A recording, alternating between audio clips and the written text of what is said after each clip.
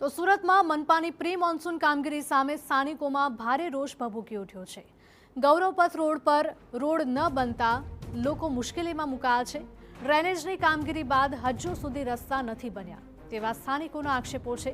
ધારાસભ્યએ મનપાને પત્ર લખ્યો છે, છતાં પણ કોઈ કામગીરી નથી થઈ। સામાન્ય વરસાદમાં જ પાણી ભરાઈ રહેતા લોકોને હાલાકી થઈ રહી છે। રસ્તા પર કાદવના કારણે રાહદારીઓ અને વાહન ચાલકોને મુશ્કેલી થઈ રહી છે। ચોમાસામાં વધુ વરસાદથી મુશ્કેલીઓ વધવાની લોકોને ચિંતા સતાવી રહી છે। મનપાની પ્રી મોન્સૂન કામગીરી અધૂરી હોવાનો કોર્પોરેટરનો સ્વીકાર।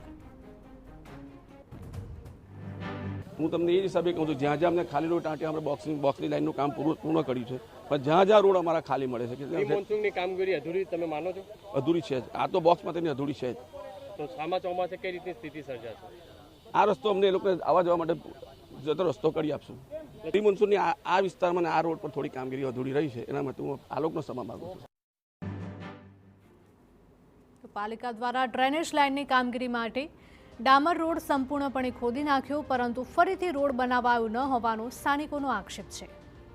કોર્પોરેટરો પણ રજૂઆત સાંભળતા ન હોવાનું જણાવી લોકોએ રોષ ઠાલવ્યો।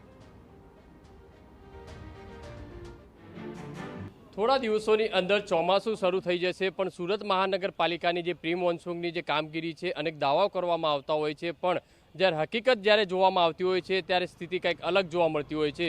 સુરતના પાલ પ્રગતિ જે રોડ છે ત્યાંના આ દ્રશ્યો તમને જે બતાવી રહ્યા છે। હવે ચોમાસું ગણતરીના દિવસોની અંદર શરૂ થશે અને હજુ પણ કેટલાક રોડ છે, રસ્તા છે તે બનાવવામાં નથી આવ્યા। પ્રી મોન્સૂનની જે કામગીરી ખરેખર સમયસર થવી જોઈએ તે નથી થઈ। અત્યારે આ દ્રશ્યો છે સુરત મહાનગરપાલિકાના અધિકારીઓની પોલ ખોલતા જોવા મળી રહ્યા છે। જોઈ શકાય છે કે પાલ જે વિસ્તાર છે તે વિસ્તારની અંદર જે પ્રગતિ રોડ ઉપર છેલ્લા 4 મહિનાથી આ રોડ છે તે ખોદીને મૂકવામાં આવ્યો છે, છતાં પણ કોઈ કામગીરી છે તે કરવામાં નથી આવી રહી અને અહીંયા સ્થાનિક લોકોને ભારે મુશ્કેલીનો જે સામનો છે તે કરવો પડી રહ્યો છે। ત્યારે અહીંયા સ્થાનિક લોકો છે તેમની સાથે વાત કરીએ, શું કઈ રીતની સ્થિતિ છે, કારણ કે નાના બાળકો જ્યારે અહીંયા રમતા હોય છે, ક્યારે અકસ્માત થાય તો તેની જવાબદારી કોણ, અને સાથોસાથ પીવાનું પાણી આ જે ગટર લાઇન છે તે મિક્સ થવાના કારણે ક્યાંક ને ક્યાંક જે ગંદકી પણ ફેલાતી હોય છે। અહીંયા સ્થાનિક લોકો છે તેમની સાથે વાત કરીશું। દાદા, કઈ રીતની સ્થિતિ છે, કેટલી પરિસ્થિતિનો સામનો કરવો પડે છે? સ્થિતિ ઘણી જ ગંભીર છે। આ પ્રગતિ માર્ગ તરીકે ઓળખાતો રોડ કહેવાય છે, પણ અધોગતિ માર્ગ તરીકે કહેવાય એમ તો થઈ ગયો, હાલત થઈ ગઈ છે। હવે 1 તારીખે જે વાવાઝોડુનો વરસાદ પડ્યો એમાં આ પાણી ભરાઈ ગયું, રહેવાસીઓ અહીંયા પુરાઈ ગયા, કોઈ બહાર નીકળી શક્યું નહીં, એ હાલત થઈ ગઈ છે।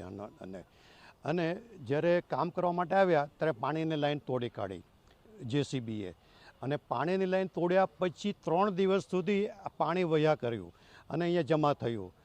રોડ એટલો ખરાબ હાલતમાં છે, કોઈ આવી જાય તો ખબર ન પડે, રાત્રે ખબર નથી પડતી, કોઈ પાણીમાં પડી ગયું, ખાડામાં પડી ગયું, એ હાલત છે। શું કહેશો, કઈ રીતની સ્થિતિ છે, કેટલી ગંભીર બાબત છે, કારણ કે રોડ છેલ્લા 4 મહિનાથી બનાવવા નથી અને હવે ચોમાસું આવી રહ્યું છે? અમને આની જાણ તો હતી જ કે આ કામ પૂરું નથી થવાનું, એટલે જ અમે લગભગ 1.5 મહિનાથી પહેલાં કમિશનર કચેરીમાં ને બધે રજૂઆત કરી છે, તો પણ હજુ સુધી એનું નિવારણ આવ્યું નથી।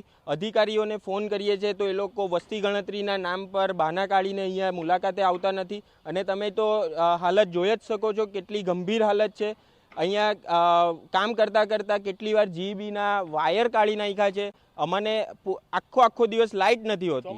એ લોકો ચોમાસામાં તો આનથી ખરાબ હાલત થશે। એક જ વાર એક નાનું ઝાપટું આવ્યું હમણાં 1 તારીખે, તો અમારે આ દિવાલ કૂદીને પાછળથી જવું પડ્યું છે। અમે આ રોડ અમારા માટે યુઝેબલ હતો જ નહીં।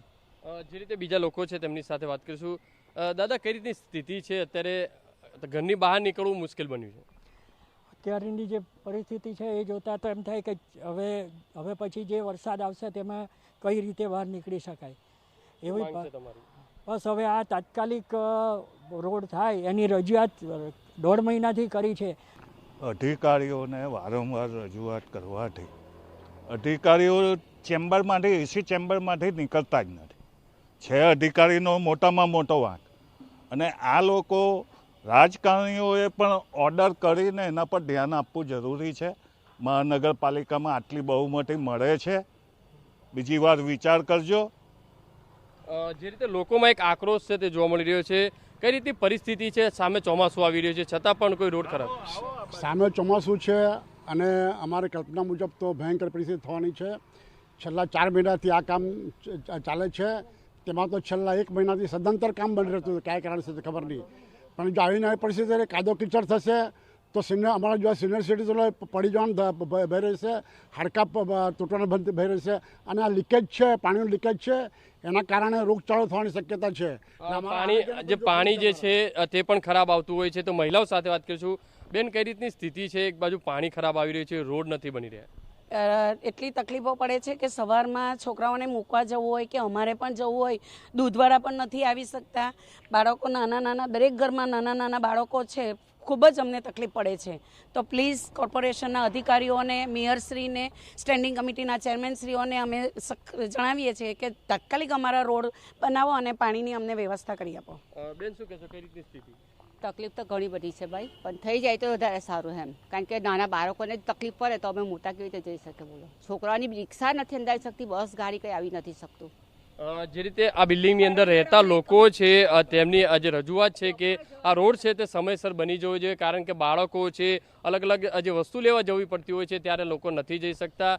ત્યારે સુરત મહાનગરપાલિકા દ્વારા જે પ્રી મોન્સૂનની જે વાત કરવામાં આવે છે તે ક્યાંક ને ક્યાંક પોકળ સાબિત થતી હોય તે રીતના દ્રશ્યો છે સામે આવી રહ્યા છે. કેમેરામેન સંજય ચંડેલ સાથે બલદેવ સુથાર, TV9 સુરત.